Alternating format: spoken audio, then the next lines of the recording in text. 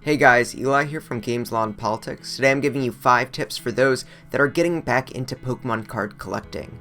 I actually got back into collecting about a year ago, and I made a lot of mistakes along the way I wish that someone had told me back when I started. So this is kind of like learning from my own mistakes. There's that saying, right, that a smart man learns from his own mistakes, and a wise man learns from others. So that's what I'm trying to get here. Number 1, you can't collect everything. You know, it's kind of difficult in Pokemon when you've got this motto that's gotta catch 'em all. And I totally get it. I'm a collector myself. You know, it feels like I've got to have every single thing that's released. Otherwise, my collection is just incomplete. But the reality is, that's just impossible to do in the Pokemon hobby. There's over 13,000 cards that have come out in English alone. Plus, there are Japanese cards, there's error cards, there's all sorts of other cards that were handed out on special occasions, and it's simply impossible to collect every card and everything that there's out there. Additionally, there's always going to be something else. You know, some people start out by saying, I want every card that's out, and then they do that, and then there's always something else. Oh, I want cards in great condition, or I want this type of special card, or I want, a collection of every type of this or that, and it's never enough. So that's one of the biggest fallacies that I think that people have, is when they collect, they have to get everything. That's just simply not the case. This hobby is big enough for you to specialize, for you to collect what you want. You don't need to go for everything. And in my case, when I started the hobby, I put aside some money and I said, okay, Eli, there's this amount of money you've set aside. You haven't traveled because of COVID. Why don't you go ahead and just buy it all at once? And the reality was that it didn't last me that long. I said, okay, I'm just going to try to complete binder sets. All that money just went out so quickly, and at the end, yes, I had some cool binder sets, but it didn't really feel like I collected that much anyway. I only collected 10% of cards that came out, after I ended up buying all these, after spending all that money. So that's the number 1 thing. You can't collect everything. Number 2, opening packs is pretty much gambling. I know in the Pokemon hobby, one of the funnest things is to go out and buy card packs, just tear them open and try to get good cards. But at the end of the day, it's just gambling when you do it that way. That's not to say it isn't fun, and I think gambling should be legal. People have the right to spend their money the way they want, and so if you want to go out and buy some packs and rip them open and hope that you get some good ones, that's totally within your right. That's fun. That's a way to spend your money. But if you're trying to make money, if you're trying to invest, or more importantly, not trying to just throw all your money down the drain, opening packs is not the way to do it. Now, I think a smart way is to put some money aside and say, you know what, I'm spending $100 a month on just opening packs. It's fun, I like to do it, that's totally fine, as long as you budget ahead of time. And it's not like scratch tickets where you keep throwing money, chasing money pretty much, and plus you have the sunk cost fallacy, you feel like you spent a lot of money, so you must be about to get a good card somewhere. And it's sometimes just not the case. So you have to be very careful, especially when you're opening older packs that cost a lot of money. The chances that you're going to actually recoup your investment is virtually zero. At least with the newer sets, you might spend $120 on a booster box and you might open $90 of cards. It's not a huge loss, but especially in the older packs, the chances that you're going to recoup your investment is virtually nothing. And a lot of streamers learned this the hard way. Back during the Logan Paul boom, a lot of streamers were opening up cards thinking that they were worth thousands of dollars because they assumed that they would get a PSA 10, which is, the authentication company for the cards. In reality, they were just losing hand over fist tons of money. So yes, you can open packs, but in reality, in order to get complete sets, you're going to be opening hundreds and hundreds of packs. You're not going to be able to recoup your investment. And if you're going to buy packs, the best way to do it is through booster boxes. Every other type of way to buy cards is going to be more expensive. The number 3 tip is to set goals, and what that means, either investing, winning auctions, the number of packs you open. It's always good to set ahead of time how much money you're going to spend, the sort of goods you're looking for, maybe an upper limit on how much you're willing to spend for a card. The reason you do that is because, as I said, Pokemon can seem like gambling sometimes. Sometimes, obviously, you're passionate about things, so you might be willing to spend a little more on an auction, even though you can't afford it. And really setting that budget in the amount of what your goals are ahead of time will kind of limit those sort of excesses. So for example, for me, I say that whenever a set launches, I'm willing to spend enough to get 2 booster boxes. And that's what I do. Every time a set launches, I buy 2 booster boxes, and that's it. I might not get every card I want, I might not get, feel like I want to open more packs, but at the end of the day, I know that, it's fun to open packs. I'm willing to spend some money on it, but spending a lot of money isn't necessarily going to get me my goals. And at the end of the day, buying singles is going to be a way to get the most bang for your buck. If there's a specific card you want, just buy it. You don't go out opening packs. And sometimes it's just about goals. For me, my first goal was get every card that's ever come out, and that was 100% unrealistic. So now, I'm looking at Pikachu cards, and I really like a lot of certain Pikachu cards, some Japanese promo cards. I like certain alternate arts, and of course, vintage cards. And for me, setting those goals ahead of time means that, number one, I'm just going to be satisfied because collecting 5 different kinds of cards in a month is far more realistic, and I'm definitely going to achieve that goal versus trying to collect every card ever.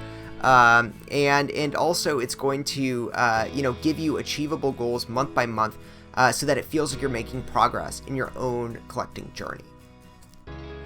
The number 4 tip is that vintage is the safe investment. Really, the vintage market is, the old cards are the least likely to drop in price. Of course, we are buying cardboard, so at any moment, what we buy could drop in price. That's just a part of our reality. It's a part of being in this hobby. But investing in older cards, graded cards, are definitely far more sustainable and less likely to be subject to the whims of the market and new releases and all that than buying modern. That isn't to say that you shouldn't buy modern. I like a lot of modern cards. I buy them because I like them, and I presume that they're not going to lose value in the future, but it's far less stable, especially when you've got new types of cards coming out.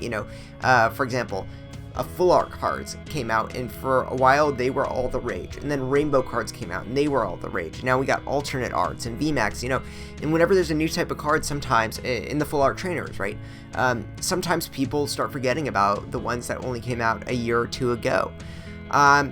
Also, if you're trying to start on your collecting journey, one of the most collectible and easy to collect sets is the base set. It's not super duper expensive to get a complete base set. You could probably do it for well under $1,000. And you'll have a full binder set. It's vintage. You probably grew up with these cards, and you'll feel good. The one other thing about vintage is that it's difficult to know when vintage starts. There's a lot of disagreement in the community, like, what is vintage enough? The EX era, which, is 10 years into Pokemon, is pretty vintage at this point. Not everyone will feel that way, but, those cards have been around for a while. The EX era, the Level X era, they've all been around for a while. So it's really going to be up to you what you consider vintage. But the safest bets, as SM Pratt says, the older, mintier, the rare, that's really the case for these older cards. Many of them are rare, and they're not going to print more of them, obviously, and they're in high demand, and that's really you want to set your money in if you're trying to look for a safe part of the hobby. Now, to be fair, this is still cardboard. The safest is going to be putting your money into an index fund, right, or the S&P. But as safe as you're going to get investing in cardboard is the vintage. Finally, number 5 is don't let FOMO rule. And for those who are not children, FOMO means fear of missing out.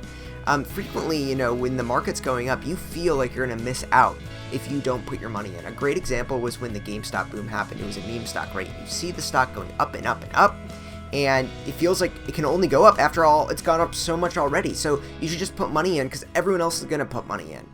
And whenever you're starting to think like that, you got to recognize that you're thinking emotionally and not rationally. You might be the one buying at the top. People bought GameStop at $300, $400 a share. And lo and behold, the next day, everyone took their profits and pulled out, and they were left holding the bag. They were left with the stocks and lost a lot of money. So, there's that phrase, buy low, sell high. Just remember that when it comes to buying cards. If a card is going up in value so fast, you can't just buy it on a whim thinking that it's just going to go up and up. At the end of the day, as I said, this is just cardboard. You don't know how people are going to feel about Pokemon tomorrow, in a year, in 10 years, or about that specific card that you're buying. And also, I've had this own mistake. I'll tell you this story. I'm very deeply embarrassed about it. A few weeks ago, when Pikachu on the Ball, this new card, it looks really cool, that launched in England and had a limited release, was out. I thought that this card was pretty much gone. It was all released. They were supposed to give it out to kids that played in the futsal leagues in England, and I thought it was red, and I thought the price would only go up because the stock was so limited. So I bought a card. It was very expensive, thinking that the price would only go up and thinking that that was it was a limited release. And lo and behold, in the last week or two, we've seen a flood in the market because apparently, because of COVID, Nintendo pretty much had a warehouse of these cards, and they were waiting to give them out a second year in a row, even though they only announced they would give them out for 1 year. And in this case, it was pretty clear that we knew very little about the distribution of this card, how many copies there were, if there were more that were going to come out. And it should really serve as a cautionary tale that when you don't know about something, when there's an unknown, you shouldn't be gambling. For me, it was pretty much a gamble. I gambled that this card was in limited release and there wouldn't be more copies. And ultimately, because I was gambling on this card and not because I made a proper decision, a well-informed decision, a secure decision, I lost a lot of money. Now, of course, when you're in Pokemon, you're going to win some, you're going to lose some on net, Yeah, most of the purchases I made last year were good. But, this was clearly a place where I thought with my emotion, clear FOMO, and at the end of the day, I was worse off for it. Thanks all for watching. Please don't forget to like, comment, subscribe if you liked the video. If you didn't like the video, don't like, I guess.